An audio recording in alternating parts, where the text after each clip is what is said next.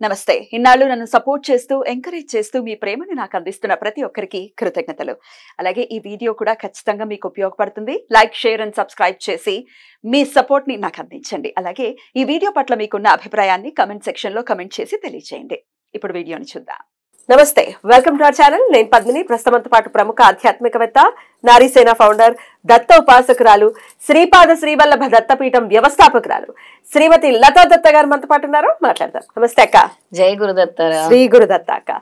అక్క, శనివారం అష్టమి అంటూ చాలా మంది చెప్తూ ఉన్నారు, కానీ శుక్రవారం అష్టమి, కాలభైరవాష్టమి. పైగా కాలభైరవుడు ఉద్భవించినటువంటి రోజు ఈ కార్తీక బహుళ పక్ష అష్టమి. మరి శుక్రవారం అష్టమి ఖచ్చితంగా చేసుకోవాలి, శనివారం అని చెప్తున్నారు. దీన్ని ఒకసారి క్లారిటీ ఇవ్వండి, ఎప్పుడు చేసుకోవాలనేది.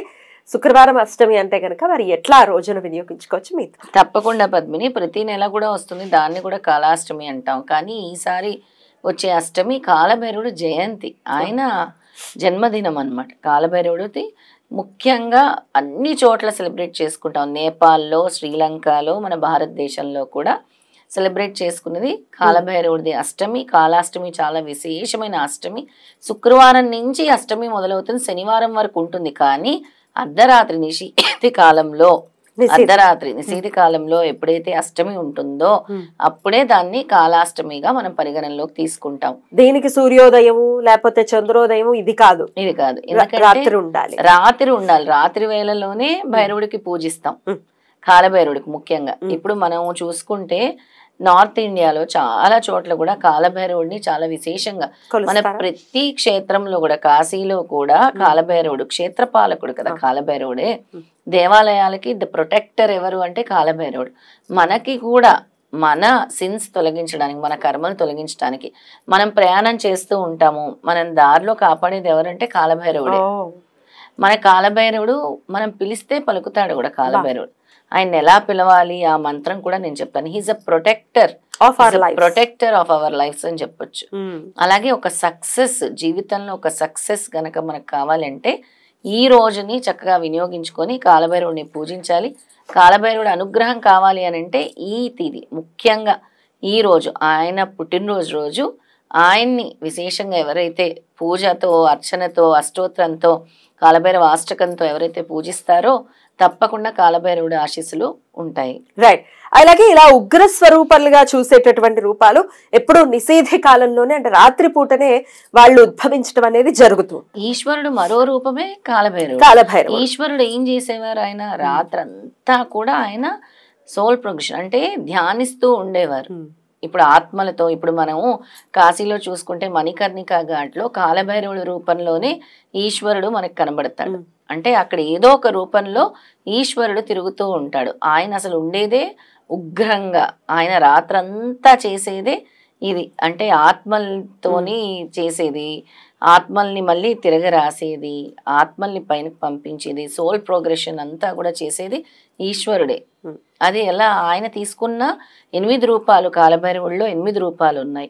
ఆ 8 రూపాలను కూడా ఒకసారి గుర్తు చేసుకుందాం, విందాం. ఆ రోజు ఆయన్ని స్మరించుకున్నా కూడా చాలా మంచిది పద్మిని. 8 రూపాయలు కూడా ఈశ్వరుడు కాలభైరవుడు కాబట్టి.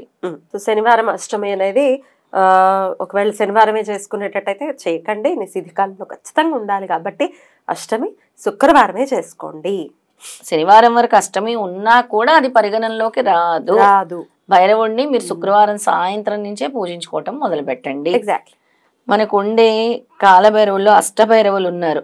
అది రుద్రభైరవుడు, చందభైరవుడు, క్రోధ భైరవుడు, ఉన్మత్ భైరవుడు, కపాలి భైరవుడు, భీషాన భైరవుడు, సంహార భైరవుడు, అష్టాంగ భైరవుడు, ఇలా 8 మంది, 8 భైరవులు ఉన్నారు. 8 భైరవుల్లో ఎక్కువగా కాలభైరవుడిని మనము బాటుక భైరవుడు అంటాం. బటుక భైరవుడు ఆయన్ని ఎక్కువగా మనం పూజిస్తూ ఉంటాం అన్నమాట.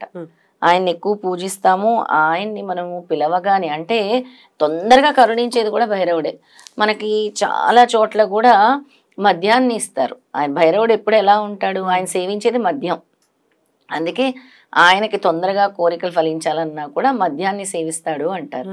అందుకే అందరూ కూడా ఉజ్జయిన్లో నేను వెళ్ళినప్పుడు కాలభైరవుడి గుడికి కూడా ప్రత్యేకంగా అందరూ కూడా మద్యాన్ని ఆయనకి ఇస్తూ ఉన్నారు అనమాట, సమర్పిస్తూ ఉన్నారు. అలా కాలభైరవుడికి ఎక్కువ అందరూ కూడా ఈ మద్యాన్ని సమర్పిస్తూ ఉంటారు. అలాగే ఆ రోజు ఎవరైతే కొబ్బరికాయ లేదా డ్రై ఫ్రూట్స్, జిలేబీ ఎక్కువ ఇష్టం, వడలు ఎక్కువ ఇష్టం, కాలభైరవుడికి పాయసం ఇష్టం ఎక్కువ, ఇవన్నీ సమర్పించి కాలభైరవ అష్టకం చదువుకోవచ్చు. ఓం కాలభైరవాయ నమః చదువుకోవచ్చు. ఇంకా పవర్ఫుల్ నెంబర్, అసలు ఇంకా పవర్ఫుల్గా నేను చెప్పే స్తోత్రం కనుక చదువుకుంటే మీరు కాలభైరవుడి అనుగ్రహం సంపూర్ణంగా వస్తుంది ఆ రోజు. మరి ఆ స్తోత్రం ఏంటో చదివి వినిపిస్తారా? ఇక శనికి గురువు కాలభైరవుడు, శని దేవుడికి గురువు కాలభైరవుడే.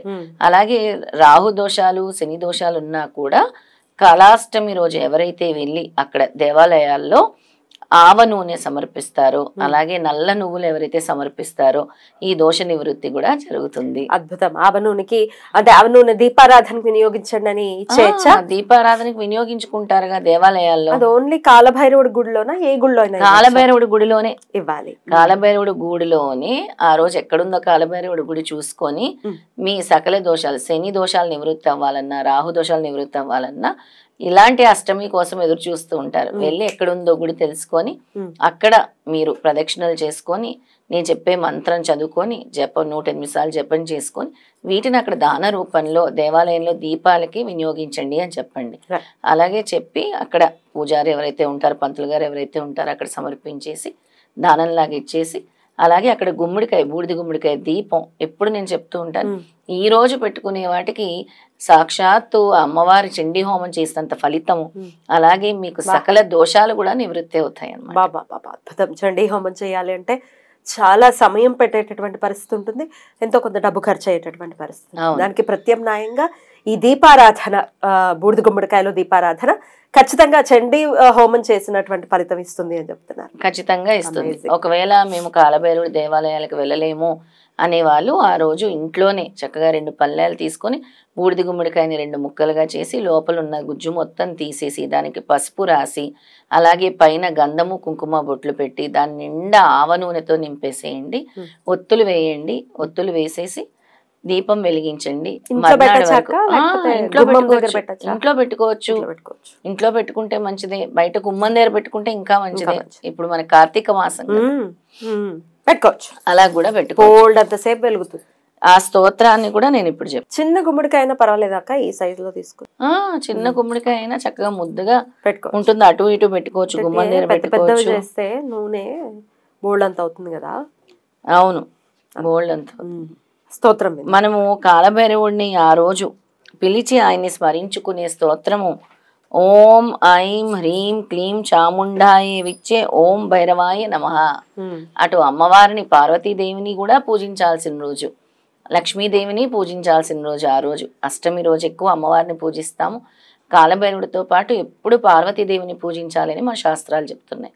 అందుకని ఈ అమ్మవారి మంత్రం ఓం ఐం హ్రీం క్లీం చాముండాయ విచ్చే ఓం భైరవాయ నమః అని పిలవగానే మనకి సహాయం చేయటానికి భైరవుడు వస్తాడు. ఈ మంత్రం గనక మనం పఠిస్తే 108 సార్లు తప్పకుండా జీవితంలో ఎటువంటి సక్సెస్ కావాలనుకున్నా కూడా కాలభైరవ ఆరాధన ఖచ్చితంగా విజయాల్ని తీసుకొస్తుంది అని చెప్తూ ఉంటారు. ఖచ్చితంగా అన్ని విజయాల్ని తీసుకొస్తూ ఉంటుంది.